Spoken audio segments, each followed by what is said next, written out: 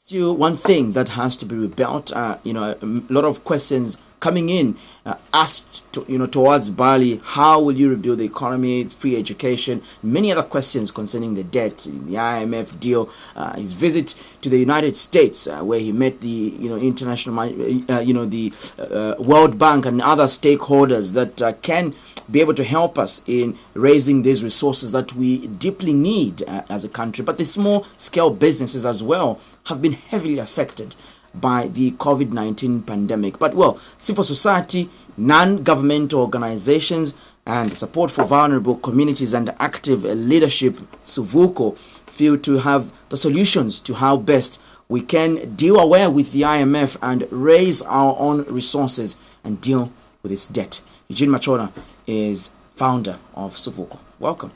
Thank you very much. Good evening. Good evening. You seem to have the solutions to how Zambia can deal with this debt. I mean, the biggest elephant in the room now is the economy. And for us to rebuild the economy, you've got to fix the debt. And this is what Bali keeps talking about. This is what the president keeps talking about. Where do we begin from? Well, I think to start with, we should start to say, how do we find ourselves here? There's supposed to be a genesis of why are we here? Why are we talking about these debts? It was accumulated on whose interest? So in everything, if you want to find a solution, it's always important to understand who are involved in creating a problem. You never get to find a solution without understanding how the problem was created. What am I trying to say? Solutions are always there when you engage the people themselves. I always give a simple example that if I take you, Cheso, to say, let's go for a meal, then assume just because I've got money and I buy a meal without asking what you take, I might end up buying a long meal and I would have already encountered a cost. There's no harm in saying, this is the challenge we have. How do we sort it out? We always believe to say the solution that we need to sort out all the economical problems of the country, we have them right here. But the problem that we have with government that have been there is lack of engagement with stakeholders.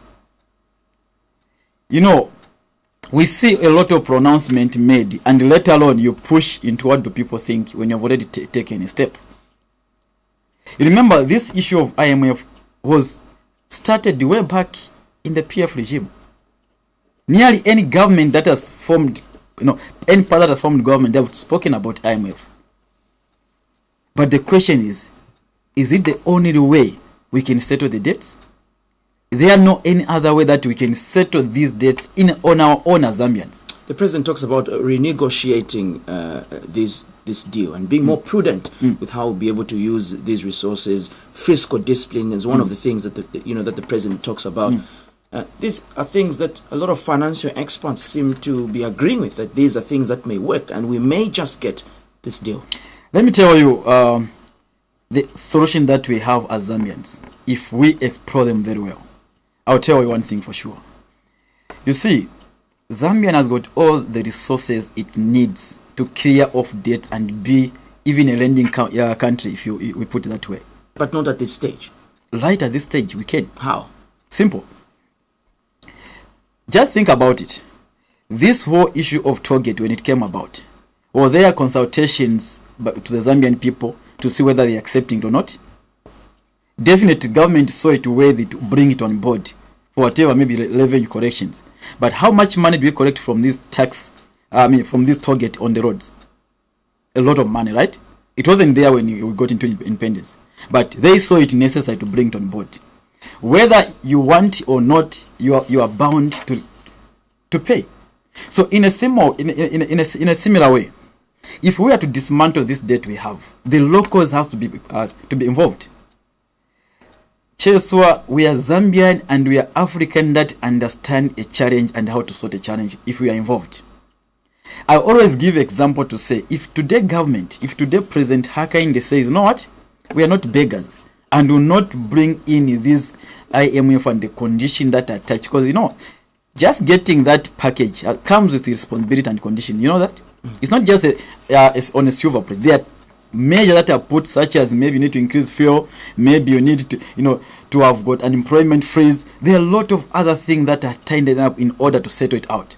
I love the fact that you're giving this very important example of toll gates. Yes. They weren't there, they were introduced, and the government has really gotten a huge significant amount of money towards that. But then what must be done now? Because then it will mean introducing more taxes for the people. Not really.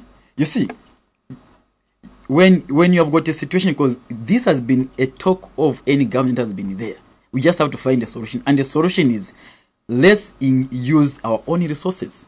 How do you use? Number one, take advantage of ex-convict, empower them with centers. When they are leaving prisons, they have got nowhere to go, but yet they are rich with skills.